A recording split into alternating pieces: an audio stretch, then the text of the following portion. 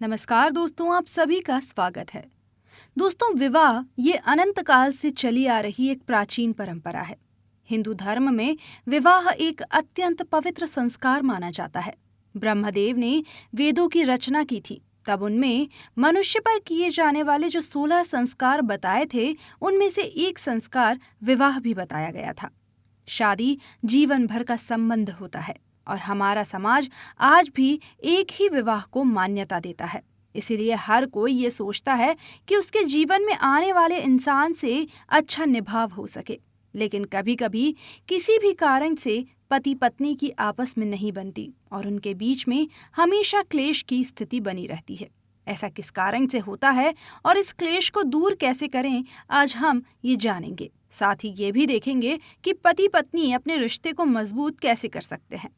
यूं तो हमारे जीवन पर सभी 9 ग्रहों का प्रभाव होता है, लेकिन वैवाहिक जीवन की बात करें तो कुछ ग्रह वैवाहिक संबंधों को मजबूत या कमजोर करने के लिए जिम्मेदार माने जाते हैं। वे कौन से ग्रह हैं, आइए जानते हैं। वैवाहिक संबंधों को बनाने और उन्हें मजबूत करने में मुख्य 2 रूप से ग्रह प्रभावकारी होते हैं। पहला शुक्र ग्रह और दूसरा गुरु यानी बृहस्पति ग्रह। ज्योतिष शास्त्र के अनुसार विवाह के शुभ संस्कार में गुरु और शुक्र की उपस्थिति और आशीर्वाद होना जरूरी होता है। स्त्री की कुंडली में बृहस्पति और पुरुष की कुंडली में शुक्र ग्रह वैवाहिक संबंधों और वैवाहिक सुख के कारक ग्रह होते हैं। शास्त्रों में ये दोनों ग्रह आचार्य माने जाते हैं। नंबर 2, शुक्र ग्रह के शुभ प्रभाव से पति और पत्नी का रिश्ता मजबूत होता है। शुक्र ग्रह रिश्तों में आकर्षण, आनंद, रोमांस, प्रणय और प्यार को बढ़ाने वाला ग्रह होता है। जब भी कुंडली में वैवाहिक सुख देखा जाता है तो कुंडली के सप्तम स्थान और शुक्र ग्रह का विचार अवश्य किया जाता है।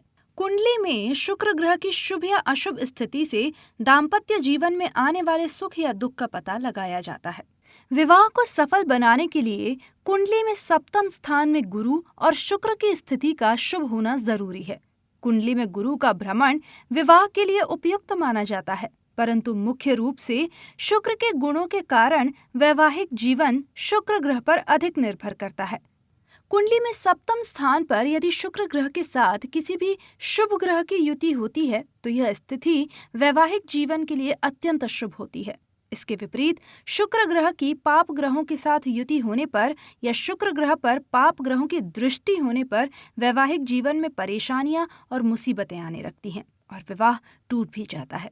लेकिन साथ ही यदि कुंडली में गुरु यानी बृहस्पति शुभ स्थिति में हो तो वैवाहिक जीवन में मुश्किलें बढ़ती तो हैं, लेकिन विवाह का बंधन जुड़ा हुआ रहता है, टूटता नहीं है। हालांकि पति पत्नी का एक दूसरे के प्रति प्यार और विश्वास जरूर कम हो जाता है। कुंडली में शुक्र और बृहस्पति दोनों ही ग्रहों की स्थिति शुभ हो तो वैवाहिक जीवन में प्रेम, सुख और संतोष बना रहता है। बृहस्पति यदि चंद्र और शुक्र के शुभ योग में हो तो वैवाहिक जीवन सुखमय होता है। वैवाहिक जीवन में सामंजस्य और सौहार्द स्थापित करने में बृहस्पति की बड़ी भूमिका होती है। लेकिन यदि बृहस्पति की स्थिति शुभ ना हो तो पति पत्नी दोनों में सामंजस्य स्थापित नहीं हो पाता। वैचारिक मतभेद होते हैं और कई बार एक दूसरे से आगे निकलने की होड़ में ईगो प्रॉब्लम्स हो जाती हैं। इसी तरह यदि शुक्र की स्थिति खराब है तो भी पति पत्नी के बीच अहंकार और अति महत्वाकांक्षा की भावना उत्पन्न होकर रिश्ता टूट जाता है। पति या पत्नी के वैवाहिक संबंध बन सकते हैं।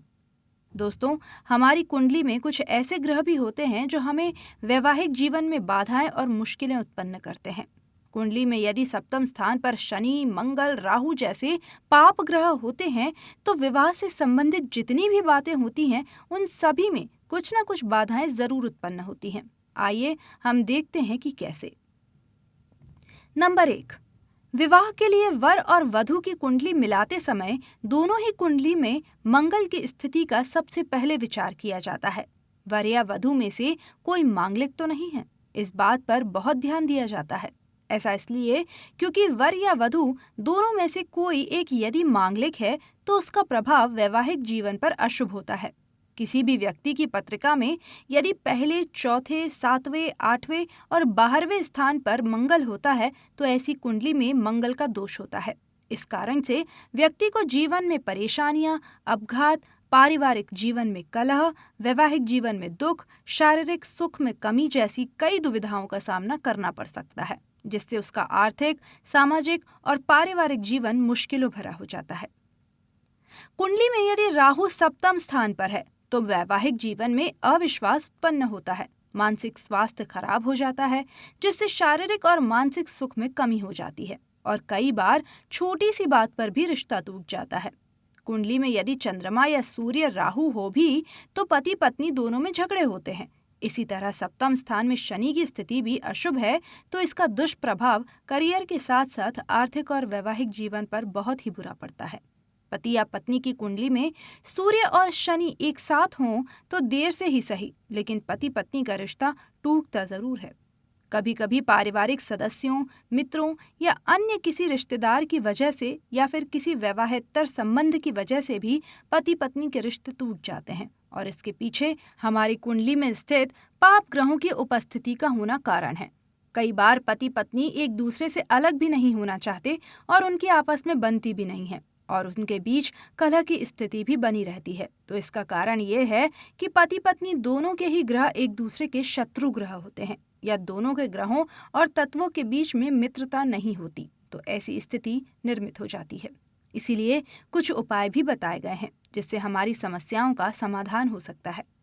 जैसे घर में खास तौर पर रसोई घर में साफ सफाई का विशेष ध्यान रखें, झूठे बर्तन, कूड़ा कचरा न छोड़ें, घर में सुगंधित वातावरण रखें, नित्य नियम से ईश्वर की आराधना और पूजा पाठ करें, मंदिर अवश्य जाएं, सूर्य देवता को हल्दी के पानी से अर्घ्य दें, शिव मंदिर में जाकर दर्शन करें और जल चढ़ाएं, विष्णु जी की पूजा करें, लक्ष्मी नारायण और शिव पार्वती की उपासना करें, शनिवार को हनुमान जी की उपासना करें। इन सब उपायों को करने से पति पत्नी के बीच अविश्वास, कलह दूर होकर फिर से सुख शांति आ जाएगी। तो उम्मीद करते हैं दोस्तों कि आपको ये जानकारी पसंद आई होगी। अगर पसंद आई है तो वीडियो को एक लाइक जरूर करें, साथ ही दोस्तों और रिश्तेदारों के साथ शेयर करें। चैनल को सब्सक्राइब करना ना भूलें और साथ ही बेल आइकन भी दबा लें। धन्यवाद।